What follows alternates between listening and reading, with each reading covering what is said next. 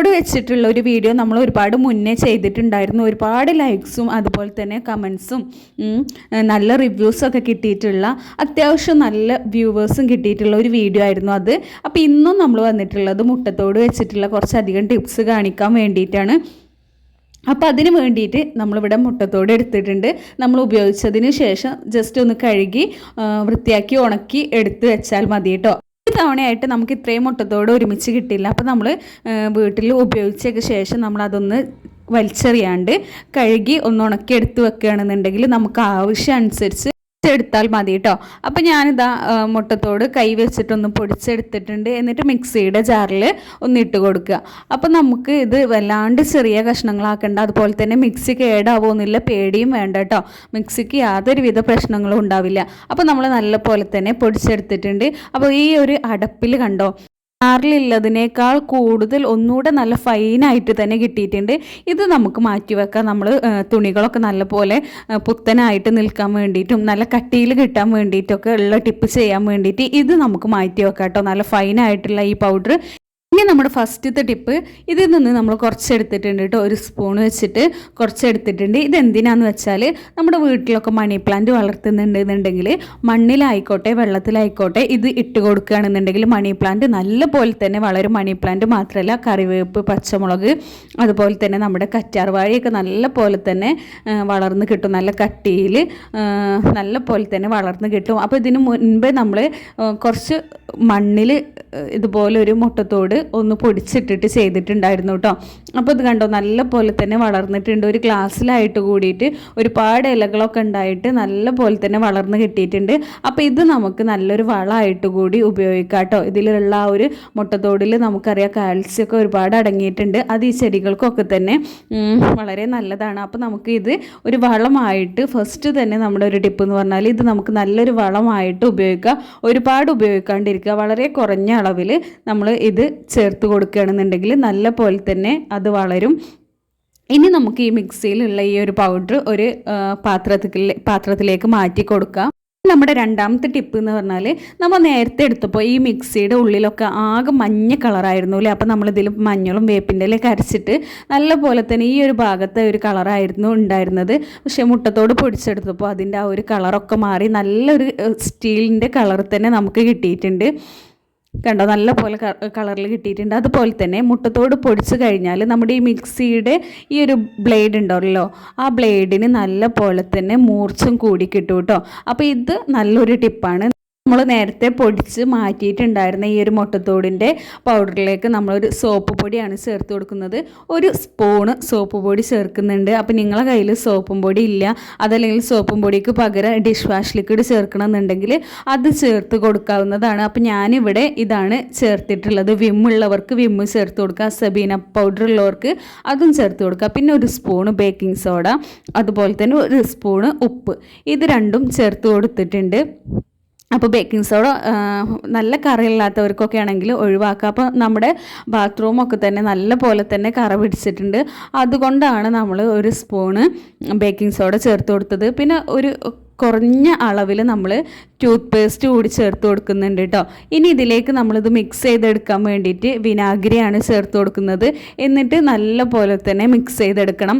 അപ്പോൾ baking soda ചേർത്തത് കൊണ്ട് തന്നെ നമ്മളിതൊന്ന് പതഞ്ഞ് വരാനുള്ള ചാൻസ് ഉണ്ട്. അപ്പോൾ കുറഞ്ഞ അളവിൽ ചേർത്ത് കൊടുക്കുക. ഇനി വിനാഗിരി ഇല്ലാത്തവർക്ക് നമുക്ക് സ്കിപ്പ് ചെയ്യാവുന്നതാണ് കേട്ടോ. ബേക്കിംഗ് സോഡ ഒരു സ്പൂണിന് പകരം 2 സ്പൂണ് ചേർത്താൽ മതി.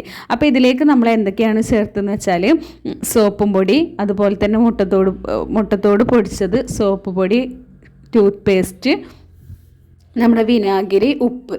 അപ്പോൾ ഇത്രയും സാധനങ്ങളാണ് നമ്മൾ ചേർത്തിട്ടുള്ളത്. ഇതൊക്കെ തന്നെ നമ്മുടെ വീട്ടിൽ ഉള്ള നമ്മൾ ഉപയോഗിച്ചുകൊണ്ടിരിക്കുന്ന സാധനങ്ങളാവും. അപ്പോൾ ഫസ്റ്റ് നമ്മുടെ ഈ ഒരു വാഷ് ബേസ് കണ്ടോ, നല്ല പോലെ തന്നെ വൃത്തികേടായിട്ടുണ്ട്, നല്ല പോലെ തന്നെ കറ പിടിച്ചിട്ടുമുണ്ട്. അപ്പോൾ നമ്മൾ കുറച്ച് ദിവസം വീട്ടിൽ നിന്ന് മാറി നിന്നപ്പോൾ ആ ഒരു വെള്ളം നിന്നത് കൊണ്ടൊക്കെ ആയിരിക്കാം ഇത് നല്ല പോലെ തന്നെ ഒരു പായലോ കറയൊക്കെ പിടിച്ച പോലെ ആയിട്ടുണ്ട്. അപ്പോൾ ഈ ഒരു സൊല്യൂഷൻ നമ്മൾ ഒഴിച്ചു കൊടുക്കുകയാണ്. എന്നിട്ട് നമ്മൾ ഒരുപാട് വെള്ളമൊന്നും ആക്കുന്നില്ല. ഈ ഒരു ബ്രഷ് വെച്ചിട്ട് നല്ല പോലെ തന്നെ ഒന്ന് ഉരച്ചെടുക്കുകയാണ്. അപ്പോൾ ഈ മുട്ടത്തോട് പൊടിയുടെയൊക്കെ ആ ഒരു ധരിപ്പുള്ളത് കൊണ്ട് തന്നെ ഇത് നല്ല പോലെ തന്നെ ക്ലീൻ ആയിട്ട് തന്നെ നമുക്ക് കിട്ടും കേട്ടോ. നമ്മൾ കമ്പിയുടെ സ്ക്രബ്ബറൊന്നും യൂസ് ചെയ്യേണ്ട ആവശ്യമില്ല. ഇവിടെ ഈ ഒരു ഭാഗം നമ്മൾ കണ്ടിരുന്നല്ലോ, നല്ല പോലെ തന്നെ മഞ്ഞ കറയായിരുന്നു. അപ്പോൾ ഇതൊക്കെ പോയി നല്ല പോലെ തന്നെ ക്ലീൻ ആയിട്ട് കിട്ടാൻ വേണ്ടിയിട്ട് നമുക്ക് ഈ ഒരൊറ്റ സൊല്യൂഷൻ മാത്രം മതി. ഒരുപാട് നമ്മൾ ഉരക്കേണ്ട ആവശ്യമില്ല. ഒരൊറ്റ തവണ ഉരക്കുമ്പോൾ തന്നെ നമുക്ക് ഈ ഒരു ഭാഗമൊക്കെ നല്ല വൃത്തിയായിട്ട് കിട്ടും. ഇപ്പോൾ കണ്ടോ, നമ്മൾ വെള്ളം ഒഴിക്കുമ്പോൾ ആദ്യം നമ്മൾ വീഡിയോയിൽ കാണിച്ചപ്പോൾ എത്രത്തോളം അഴുക്ക് പിടിച്ചിട്ടുണ്ടായിരുന്നു, അതുപോലെ തന്നെ കറയൊക്കെ പിടിച്ചിട്ടുണ്ടായിരുന്നു എന്ന് നമ്മൾ കണ്ടാണല്ലോ.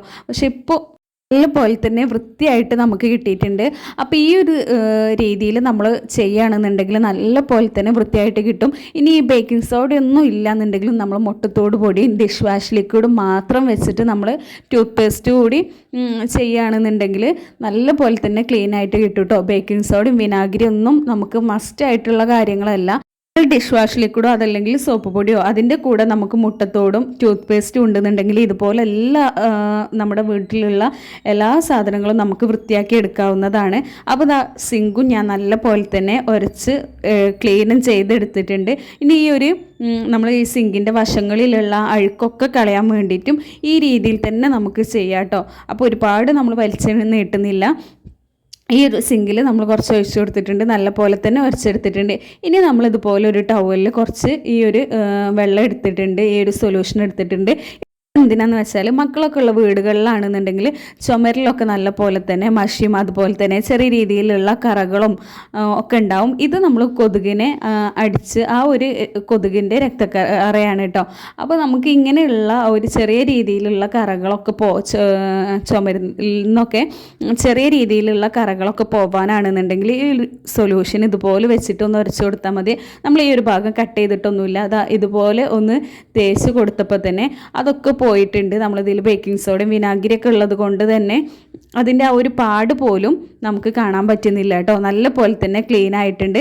പിന്നെ നമ്മൾ നല്ല പോലെ തന്നെ പിഴിഞ്ഞെടുത്ത് ഒരു തുള്ളി വെള്ളം പോലും ഇല്ലാത്ത രീതിയിൽ നമ്മളിത് അതുപോലെ ഒന്ന് ഉരച്ചെടുത്തിട്ടുണ്ട്. അപ്പോൾ ആ ഹോൾസിൻ്റെ ഭാഗത്തേക്കൊന്നും പോകരുത്, അതുപോലെ തന്നെ ഒരുപാട് വെള്ളം ഒഴിക്കരുത്. നല്ല പോലെ തന്നെ പിഴിഞ്ഞ് ഒരു നേരിയ നനവ് മാത്രം മതി കേട്ടോ. പിന്നെ അടുത്തത് നല്ല പോലെ തന്നെ കറ പിടിച്ചിട്ടുള്ള ഒരു പാത്രമാണ്. കണ്ടല്ലോ വീഡിയോയിൽ എത്രത്തോളം ആ ഒരു സൈഡിലൊക്കെ കറയുണ്ട് എന്നുള്ളത്. അപ്പോൾ അതിലേക്ക് കുറച്ച് ഒഴിച്ചു കൊടുത്തിട്ടുണ്ട്. എന്നിട്ട് നല്ല പോലെ തന്നെ എല്ലായിടത്തും ഒന്ന് തേച്ച് കൊടുത്തതിന് ശേഷം നല്ല പോലെ തന്നെ കറയൊക്കെ പിടിച്ചിട്ടുള്ള പാത്രങ്ങളാണെന്നുണ്ടെങ്കിൽ ഒരു 10 മിനിറ്റ് നമ്മളൊന്ന് ഒന്ന് റെസ്റ്റ് ചെയ്യാൻ വേണ്ടിയിട്ട് വെക്കുക. അതിനുശേഷം നമ്മൾ ഒന്ന് ഉരച്ചെടുക്കുക കേട്ടോ.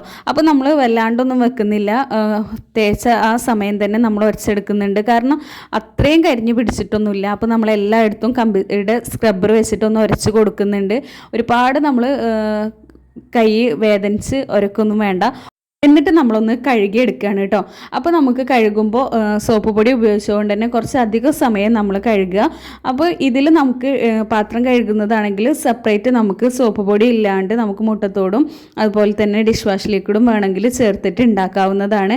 ഇപ്പോൾ ഇതാ നമ്മുടെ പാത്രത്തിൻ്റെ ഉൾവശം നല്ല പോലെ തന്നെ വൃത്തിയായിട്ട് കിട്ടിയിട്ടുണ്ട്. ആ ഒരു പാട് പോലും ഇല്ലാതെ നമ്മൾ ഉരച്ച് വൃത്തിയാക്കി എടുത്തിട്ടുണ്ട്. ഇതുപോലെ നമ്മൾ കഴിഞ്ഞ വീഡിയോയിൽ കുറച്ച് നാൾ മുന്നേ ചെയ്ത വീഡിയോയിൽ നോൺ സ്റ്റിക്ക് പാത്രത്തിൻ്റെ ബാക്ക് വശം ആണ് കാണിച്ചിട്ടുണ്ടായിരുന്നത് കേട്ടോ. അതും നല്ല പോലെ തന്നെ പോയിട്ടുണ്ടായിരുന്നു. അപ്പോൾ നോൺ സ്റ്റിക്ക് പാത്രത്തിൻ്റെ ബാക്ക് വശങ്ങളിലും അതുപോലെ തന്നെ നമ്മുടെ ഗ്യാസ് ബർണറും ഒക്കെ നമുക്കിതുപോലെ ക്ലീൻ ചെയ്തെടുക്കാം. അപ്പോൾ നമ്മളിന്ന് ഗ്യാസ് ബർണർ അതുപോലെ തന്നെ ഗ്യാസ് സ്റ്റോപ്പിലുള്ളത് ഒന്നും കാണിക്കുന്നില്ല. കഴിഞ്ഞ പ്രാവശ്യം കാണിക്കാത്ത കുറച്ച് ടിപ്സുകളാണ് ഇതിൽ ഇൻക്ലൂഡ് ആക്കിയിട്ടുള്ളത്.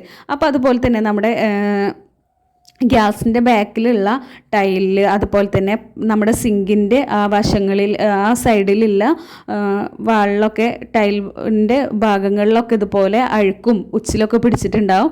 അത് കളയാൻ വേണ്ടിയിട്ട് നമുക്കിതുപോലെ കുറച്ച് ഈ ഒരു സൊല്യൂഷൻ കുറച്ചെടുത്ത് ടവലിലാക്കി ഇതുപോലെ ഒന്ന് തുടച്ചെടുക്കുകയാണെന്നുണ്ടെങ്കിൽ നല്ല പോലെ തന്നെ വൃത്തിയായിട്ട് കിട്ടും. ഇനി അടുത്തത് നമ്മുടെ ബാത്റൂം ക്ലീനിങ് ആണ്.